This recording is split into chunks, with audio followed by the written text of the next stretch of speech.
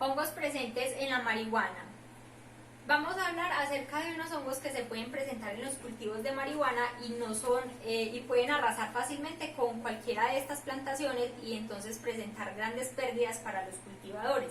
El primero de ellos sería el botrytis. Es un hongo que se presenta en el interior de los cogollos y empieza a destruir toda la parte de este hasta manifestarse hasta las partes más distales o laterales. Es un hongo que es bastante malo para los cultivadores porque en cuestión de días o semanas puede arrasar con el cultivo.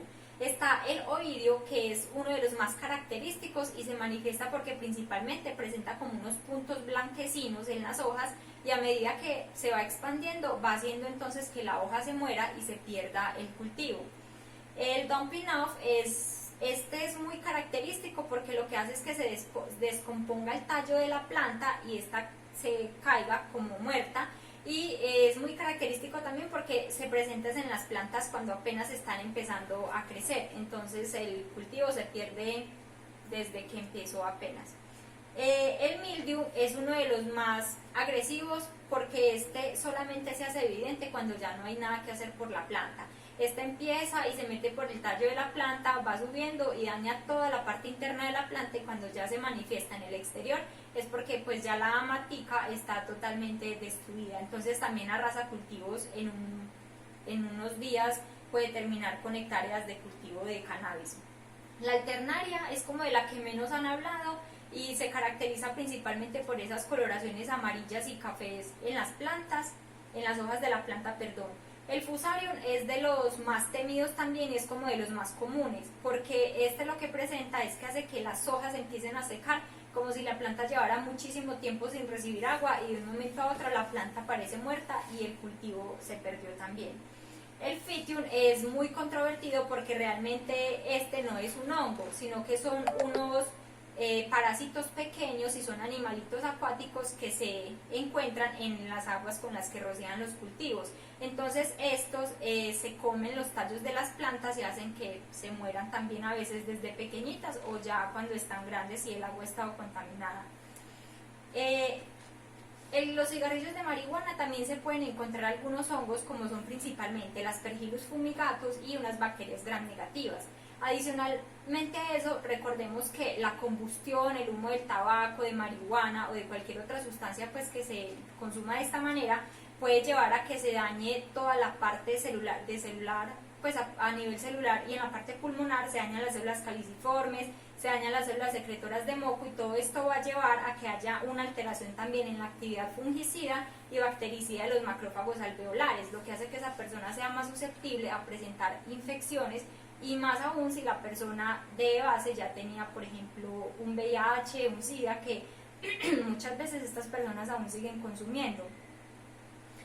Con respecto a los cannabinoides sintéticos, entonces tenemos que estas son sustancias que inicialmente se crearon como sustancias aromáticas para baños, aromaterapia y relajación, pero nunca para el consumo humano. ¿Qué pasó? Que la gente las empezó a utilizar, a consumirlas. Entonces empezaron a hacer estudios de por qué la gente la consumía y presentaba efectos tan parecidos a los de los cannabinoides.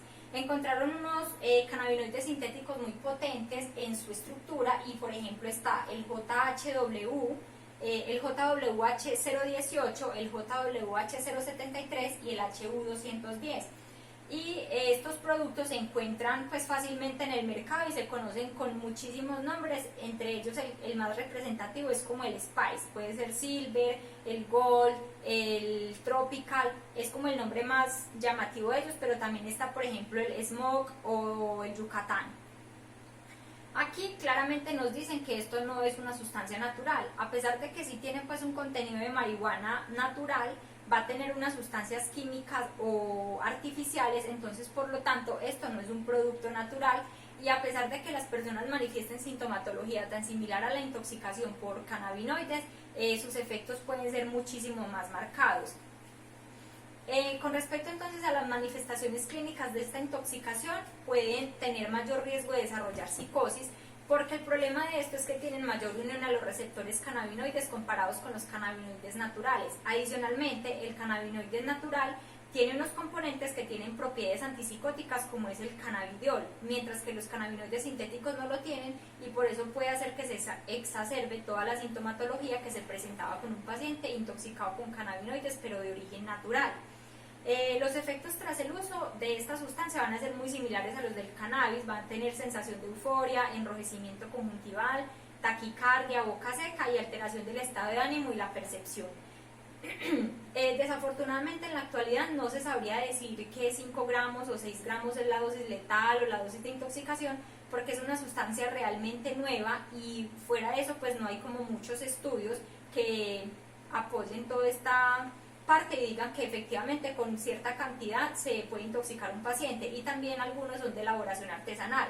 Entonces, ¿esto qué hace? Que los jóvenes ahorita estén pensando que esta sustancia, como no hay casi estudios, no hay forma de detectarla, la están considerando como una sustancia legal para su consumo y por eso ha ido como en aumento la utilización de estas sustancias.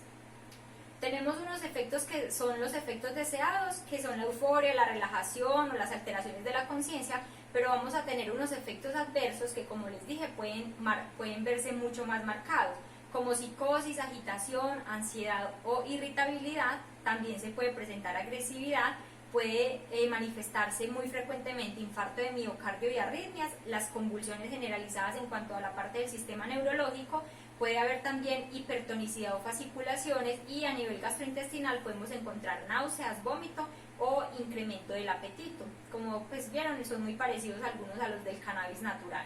El diagnóstico de esta es netamente clínico, al igual que como el del cannabis natural, con respecto de que en este pues se manifiestan algunos síntomas más que otros y en la actualidad no hay pues como una prueba que yo pueda decir un inmunoensayo que me va a detectar algún analito en orina de esta sustancia.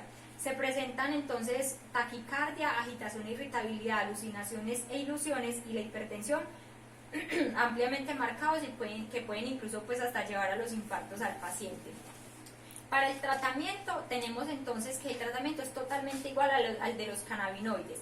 Manejo de la frecuencia cardíaca, se va a hacer desintoxicación si el paciente lo requiere y vamos a manejar igual con diazepam o con midazolam en caso de que el paciente lo requiera a pocas dosis y ya depende pues si el paciente requiere más dosis o si responde no se le van a administrar más.